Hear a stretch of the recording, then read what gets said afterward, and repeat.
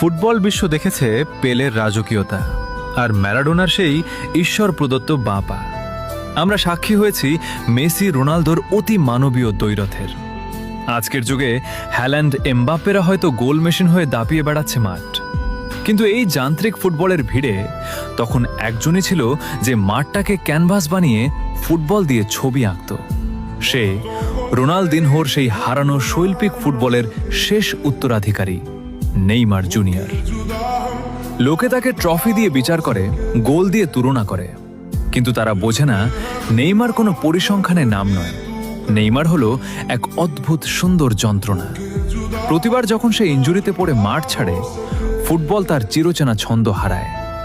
হয়তো মেসি রোনালদোর মতো তার হাতে ভুরি ভুরি ব্যালন ডিওর নেই, কিংবা এমবাপ্পের মতো গতি নেই, কিন্তু তার পায়ে যে জাদু আছে তা দেখার জন্য আজও ফুটবল প্রেমীরা রাত জাগে।